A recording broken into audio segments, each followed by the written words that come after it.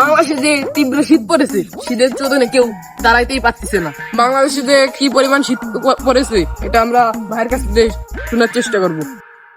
আচ্ছা ভাই, বাংলাদেশে কি পরিমাণ শীত পড়েছে আপনি কি আমাদের বলতে পারবেন?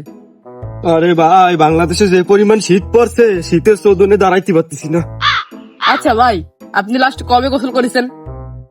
এই তো ভাই রিসেন্টলি গোসল করেছি ভাই। ভাই রিসেন্টলি কবে গোসল করছেন? এই তো গত পরশু দিনের 3 দিন আগে। ভাই তাহলে আপনি গোসল করেন না কেন? একটা না ভাই, 3টা কারণ আছে। চুদলিংপং বিশ্ববিদ্যালয়ের বিজ্ঞানীরা জানিয়েছে যে শীতের দিন গোসল করলে চামড়া খুলে খুলে পড়ে যায়, সেই ভয়ে আমি গোসল করি না। তাইলে ভাই 2 নম্বর কারণটা কি? আরে শীতের দিনে গোসল আর আত্মহত্যা করা একই, এই জন্য আমি গোসল করি না, যদি মারা যাই। 3 নম্বর কারণটা কি বলেন আমাদের? আচ্ছা আপনারা বলেন তো, পানির অপর নাম কি? জীবন। তাহলে আমি 1 বালতি জীবন কিভাবে নষ্ট করি বলেন তো? তাও তো কথা ভাই, তাহলে আজকের আমি আর গোসল করবো না। বাবা তুমি বিয়ে করছো?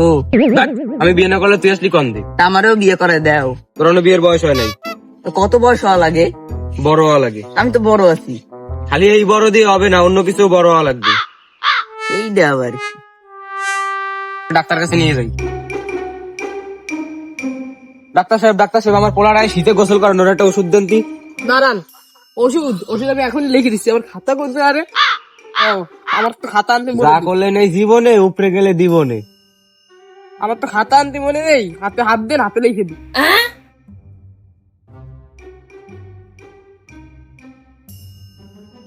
হ্যাঁ, 1 বালতি পেট্রোল দিয়ে কি করবো? ওর গায়ে পেট্রোল দিয়ে আগুন ধরাই দেবেন, দেখবেন কোনো শীত লাগবে না, এমনিতেই গোসল করবে।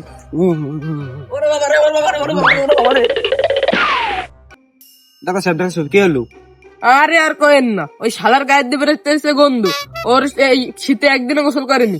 ওর বাবার নিয়ে আমার দোকানে আইছে, আমি একটা ওষুধ লিখে দিছি, সেই ওষুধ ব্যবহার করার আগে ও দৌড়াই পালাইছে। কি কন আমার একটু লেগে দেন, আমিও তো গোসল করি না, আমারও দরকার। ওই শালার জন্য যে ওষুধ রাখছিলাম সেটা আমি আপনার জন্য দিতে আসছি, আপনি দেখেন। ডাক্তার সাহেব টাইগারের বোতলে আবার কিসের ওষুধ? আরে এটা পেট্রোল। পেট্রোল দিয়ে কি করবেন আপনি? আরে এই পেট্রোল আপনার গায়ে ঢেলে দেবো, তারপর আগুন লাগাই দেবো, দেখবেন আপনি এমনিতেই গরম লাগে, আপনি এমনিতেই গোসল করবেন। শালা বন্ড ডাক্তার, আমারে মারার প্ল্যান করছু? আমি আগে বাইক জানি। চেয়ারম্যান সাহেব শীত তো চলে এলো, আবার সামনে নির্বাচন। তা আপনি কম্বল টম্বল দেবেন না? আর পাতলা হইলেও চলবো। কম্বল তো দিতেই চাইছিলাম, কিন্তু রাস্তার টাকা দিয়ে সব আইছিল, সব তো খাইয়ে ফেলাইছি। এখন ওই যে এসা সিকদারের বাড়ি একটা গরু আছে, বিকালে পোলা পাইট নিয়ে আয়, দেখ পাটি কি করা যায়। তা গরু এসে শিকদারের, আপনি এদিকে কি করবেন?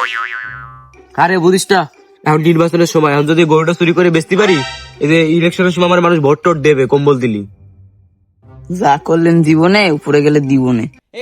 তুই কি আমার কিছু কইলি নাকি?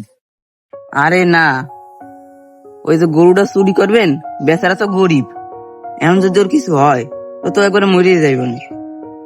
ও মরে মরুক, আমার কি, আমি বাইসে থাকলেই হয়েছে। চেয়ারম্যান সাহেব, আপনি তো বলছিলেন যে আমার কাম করে দিলি কয়টা টাকা পয়সা দেবেন।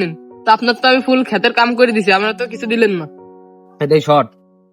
তুই যে ক্ষেতের এই যে কাজ করেছিস, আমি কি তোর এই যে এই ক্ষেতের কিছু আমি বেচতে পারিছি? আমি বেচে তোর কিছু দিবানি।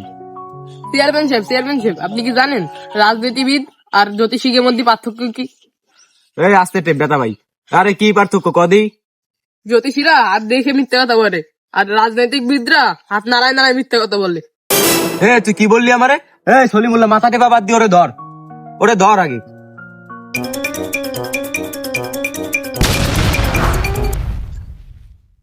শয়তানে বুড়া কারা, তুই এত ধরে দৌড়ে আইছু কেন? হ্যাঁ শালা, তুই এত ধরে দৌড়াইছিস কে? আর ওই ভুয়া ডাক্তার মানে মারি ফেলাতে চাইছিল ভুলভাল ওষুধ দিয়ে। আরে ওই শালা চেয়ারম্যান আমার সবকিছু নিয়ে গেছে, টাকা পয়সা আমি পরিশোধ করিনি, তাও আবার মারছে। ভাই থাক, কষ্ট করেন না, আমরা যেহেনেই যাই ভাই, গরিব যেহেনেই যাই সেহেনেই পুংমাং সাং খাই। কারণ আমাকে সবসময় ভালো মতো থাকতে হবে। এই যে রাজনীতিবিদ ভুয়া, এই যে ডাক্তার ভুয়া, আমাকে বাইসে থাকতে হলে এখন হচ্ছে আমাকে লড়াই করে বাঁচতে হবে।